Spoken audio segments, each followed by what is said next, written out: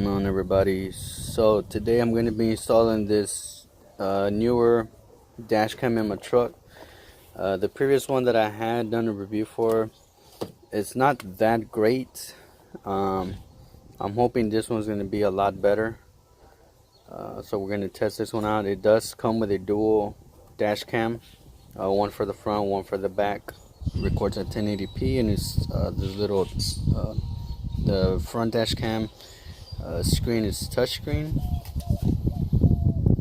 HD video, front inch display, 170 degrees, rear view, loop recording, G sensor, and these are the specs. You guys can pause that if you want to read that.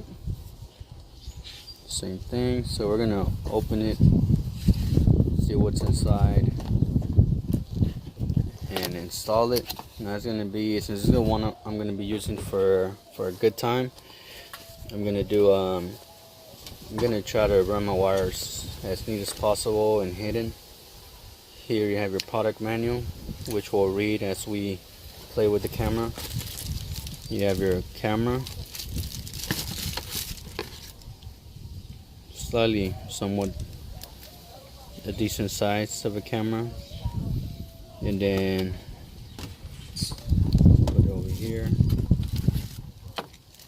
Then you have your USB, mini USB to transfer files to your computer, suction mount, and your rear camera with a what is that, 2.5 plug, or yeah, 2.5. That'll plug into this camera up here along with your power cord. And then you have your cigarette power adapter, which I already purchased a different one, so it's going to be kind of hardwired into my truck. I already have the connection there, so I'm going to use that instead of that, but that's an option for you guys. And so yeah, I'm going to get started on the truck and work from there.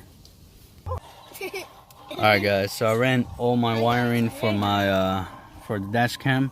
Got the power cable, and then I got the backup camera cable right here.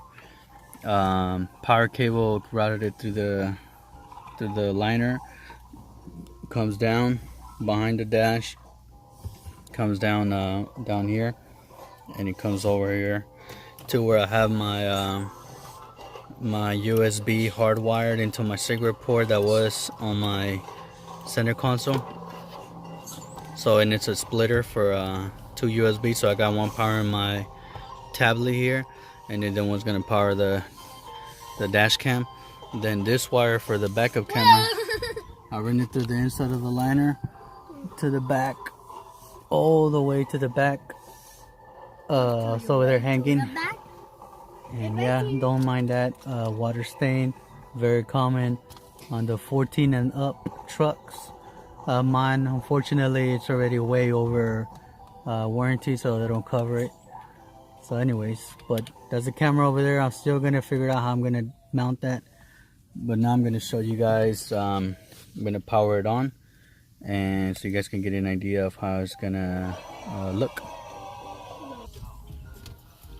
Alright guys, so I secure the back camera with some 3M tape to the liner up top, and I put it on center, so it grabs pretty much what you see right now on camera. That's what you're gonna see on the from that part of the dash cam. So now let's hook up the power to it and go through the menu, or somewhat give you guys an idea of what it's gonna look like. Alright, I know there's quite a bit of glare, and you guys can see the main display is displaying the front camera, and there's a few options, quite a few options. So it is a touch screen, so you can go into the menu here while you're recording, and you can set different kinds of things: HDR, exposure, motion, watermarks, gravity. Gravity, in case you get hit, if this is on, it'll detect the motion and it'll probably record that whenever you're gonna park it. Sound resolution, you can record in 1080p, 720, or 480. If you go home, you're gonna be able to go to your main menu. First thing you want to do, once you put your memory card in there, stop recording because it's recording. So you press that little camera, go to menu, format your SD card, confirm.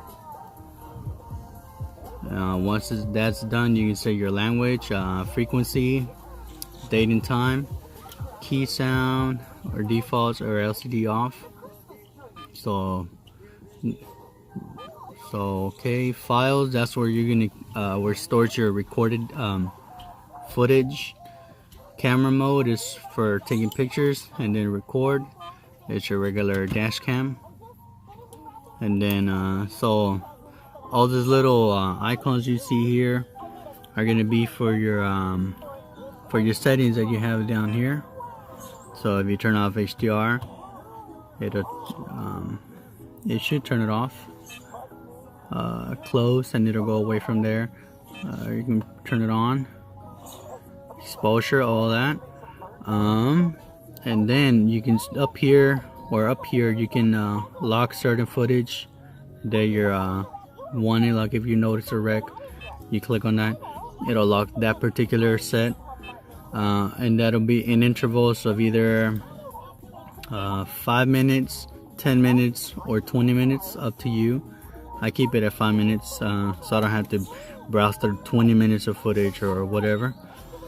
This other icon switches between your camera modes. I mean between your back camera and your forward camera. So right here it divides it in two. Over here you'll have just your front camera, just your back camera, and then again your big camera on the front, and then your little one on this side of the screen. So that's pretty much it for now. I'm gonna set it up here where it's gonna go, and then I'm gonna go and do some drive arounds and get some of that footage so you guys can see the quality of it.